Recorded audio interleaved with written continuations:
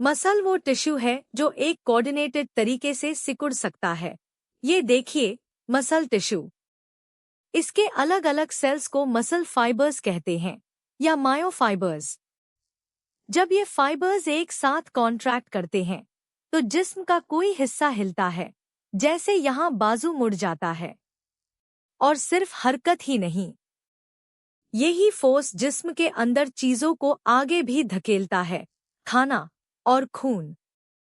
इंसानी जिस्म में मसल टिश्यू की 3 किस्में हैं, स्केलेटल, स्मूथ और कार्डिक। पहली किस्म, स्केलेटल मसल्स। ये जिस्म के हिस्सों को हिलाते हैं, लिम्स, ट्रंक और चेहरा। जब बाइसेप्स सिकुड़ता है, बाजू मुड़ जाता है। इनके मसल फाइबर्स लंबे सेल्स होते हैं। इन पर साफ धारियां नजर आती हैं, जिन्हें स्ट्राइएशंस कहते हैं। और हर फाइबर में कई न्यूक्लियाई होते हैं जो किनारों पर दबे रहते हैं।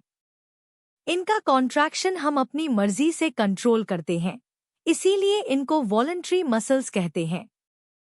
दूसरी किस्म, स्मूथ मसल्स। ये मैदे, आंतों, खून की नालियों और दूसरे इंटरनल ऑर्गन्स की दीवारों में मौजूद हैं। दीवार को क्रीप से देखें तो ये रहे स्मूथ मसल फाइबर्स। इनकी शक्ल स्पिंडल जैसी है, बीच से चौड़े और दोनों सिरों पर बारीक। हर सेल में सिर्फ एक न्यूक्लियस होता है और इन पर कोई स्ट्राइएशंस नहीं होती। ये फाइबर्स कनेक्टिव टिश्यू से घिरे रहते हैं। इनकी ज्यादातर हरकतें हमारे कंट्रोल में नहीं होती, इसलिए स्मूथ मसल इनवॉलंटरी मसल कहलाता है। तीसरी किस्म, कार्डिक मसल्स। ये सिर्फ दिल की दीवारों में मिलते हैं। इनके फाइबर्स खूब शाखें निकालते हैं, यानी ब्रांच करते हैं।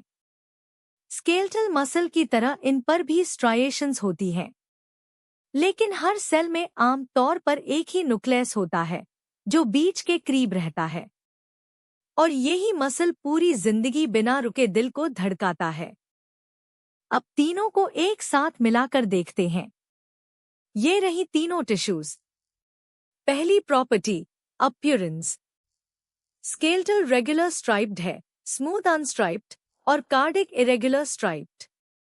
सेल शेप, स्केलेटल स्पिंडल या सिलेंड्रिकल, स्मूथ स्पिंडल और कार्डिक ब्रांच्ड।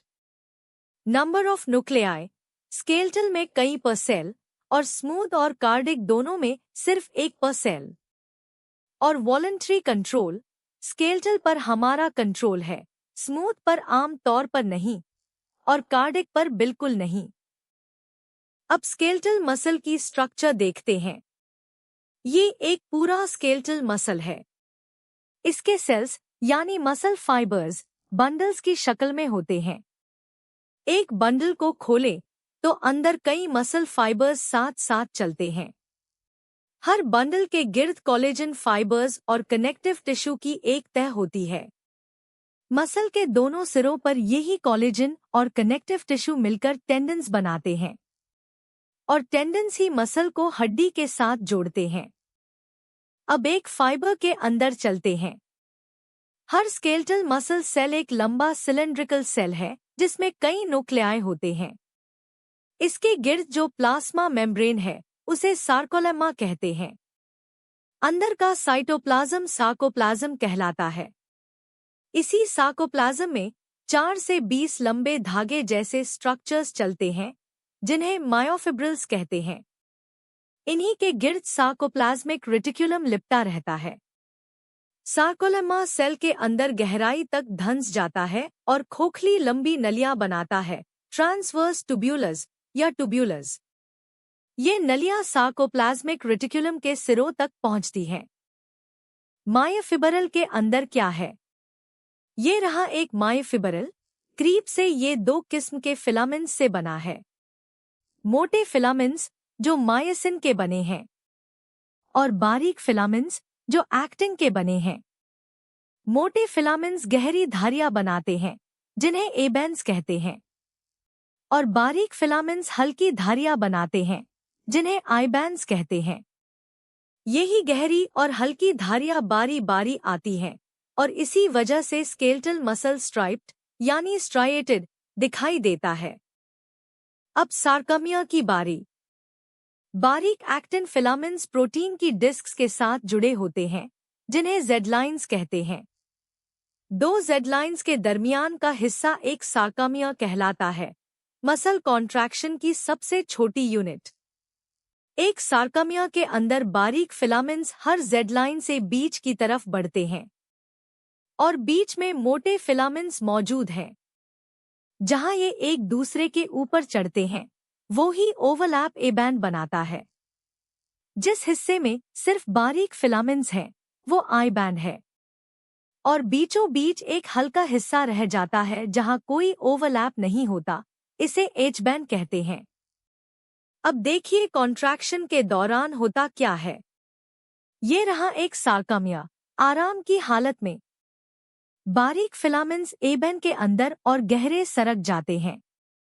इससे एच बैंड और आई बैंड दोनों तंग हो जाते हैं, लेकिन ए बैंड वैसा का वैसा रहता है क्योंकि मोटे फिलामेंट्स छोटे नहीं होते। जेड लाइन्स एक दूसरे के करीब खिंच आती है और मसल छोटा हो जाता है। एच बैंड के बीचों बीच एक गहरी लकीर हो सकती है, जिसे एम लाइन कहते हैं। यही एम लाइन मोटे फिलामेंट्स को अपनी जगह पर कायम रखती है। तो आज हमने ये सीखा, मसल वो टिश्यू है जो कॉन्ट्रैक्ट करके हरकत पैदा करता है और इसके सेल्स मसल फाइबर्स कहलाते हैं। 3 किस्में, स्केलेटल, स्मूथ और कार्डिक। स्केलेटल मसल बंडल्स में होता है और सिरों पर टेंडन्स इसे हड्डी से जोड़ते हैं। हर फाइबर के अंदर मायोफिब्रिल्स और हर मायोफिब्रिल में मायोसिन और एक्टिन। और 2 जेड लाइन्स के दरमियान सार्कमिया, कॉन्ट्रैक्शन की सबसे छोटी यूनिट। बस, मसल्स पूरे हो गए।